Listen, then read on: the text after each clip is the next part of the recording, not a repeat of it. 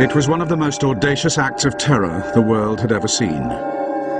They used 350 kilos of gelignite and TNT, and they planted the bomb in broad daylight in a building full of people. Nearly 60 years on, and it is as fresh in the memory as ever for those involved. I was running as fast as I could, with the bomb on my shoulder. There were a lot of explosives inside. It was heavy. The bomb killed 91 people and 45 others were injured. But little did the bombers of Jerusalem's King David Hotel back in 1946 know that they were one day to be hailed as the founding fathers of a new age of terror. For their success inspired waves of imitators around the world. If my sacrifice for that is to be called a terrorist, then I'm glad to have been a terrorist for liberation. We didn't mind being called terrorists then, because we actually used force, such force, a brutal force, in order to get rid of them. We knew we only had one chance in 1,000 of coming out alive. The death was around every corner. This is the story of the birth of modern terrorism, of the activists who invented it, and of how it has been appropriated and dispersed around the globe.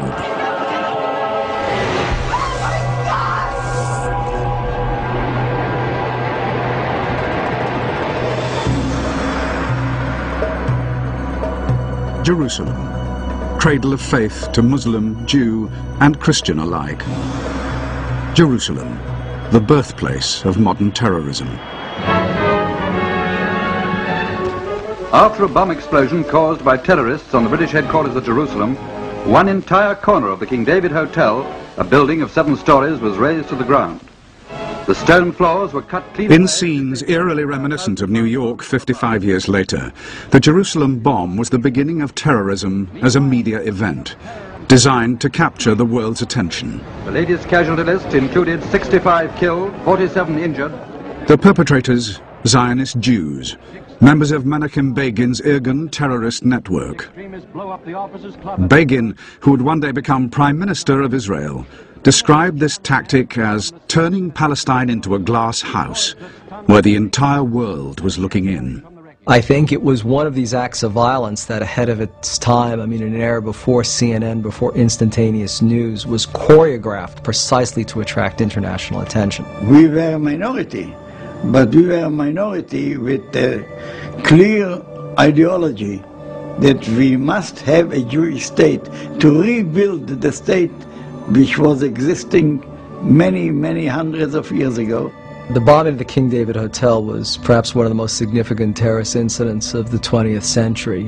For many decades, it actually held the infamous record of having killed the largest number of people. In a fight for liberty, you have always those who are more, call them extreme, or more adamant, or call them staunch, and they want it immediately, not to wait for the Messiah.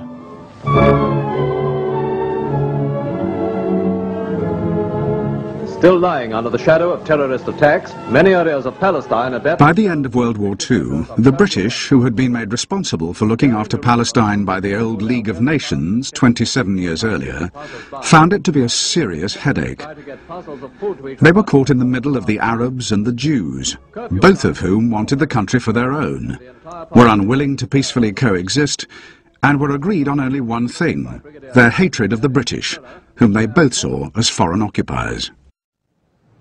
The British military and administrative headquarters was here, in the south wing of the King David Hotel in Jerusalem. The luxury hotel itself still functioned with guests, restaurants, bars, and Sudanese waiters. Jerusalem at that time, it was a fortress, and I walk through the town and put in my mind every place and think about how can we attack this place. If we succeed, it's very important the whole world will see that we can fight even the British. Begin and Ellis decided on a daring plan. They would strike at the very heart of British rule, the King David Hotel itself. If they succeeded here, the whole world would take notice. The terrorist bomb was hidden in 7 milk churns and delivered in a hijacked pickup truck to the hotel's basement kitchen.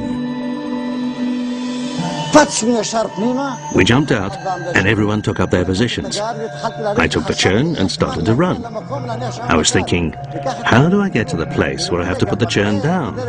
That's how I started. Anyway, there were lots of people around in the corridor, and we tried to move them out of the way. Here, there, to the side. But there were some who resisted, but we threatened them with our weapons. I wasn't dressed as a civilian or a soldier. I was dressed like an Arab, with a jalaba and a keffiyeh, with that ring on your head. You know, like, oh, what's he called? The leader of the Arabs. You know, Arafat. And there were 7 churns, weighing 350 kilos in all. I ran until I reached the place where I had to put it down, with the churn on my shoulder. I carried on, until I got to the place where the British people were. I saw a pillar that used to be here, and I put the churn down and ran away immediately. I waited in my position until all the churns were together, and then the time would come for the explosion. All the churns together were like one whole man, a complete bomb. The bomb went off at 12:37 and was devastating. But of the 91 dead, only 28 were British. 17 Jews died alongside 41 Arabs. Of all these, 54 were innocent civilians, unconnected to the British authorities in any way. It's classic terror in that it's off the mainstream. It's not a reflection of the policies of the then Israeli leadership, which had a very strong ethical approach to the use of violence, admirable in many ways. And it shows too a sign of the future in that it's the damage being done by the splinter of the main movement, which is the damage we frequently call terrorist, and which is the most likely to be without any moral dimension. Once more, the civilized world has received a rude shock at the hands of fanatics whose wanton act is contrary to the dictates of all creeds alike and imperils the best interests of the cause that it strives to promote. The IRGUN denied that they aimed at civilian targets, but one man at least had a different opinion. In 1948, the British Chief Secretary in Palestine, Sir Henry Gurney, wrote in his diary of how one IRGUN attack was indiscriminately aimed at civilian targets and was designed to create panic among the population. 3 years later, Gurney himself was to be assassinated, as liberation movements all over the world took note of the flame that had been ignited in Palestine.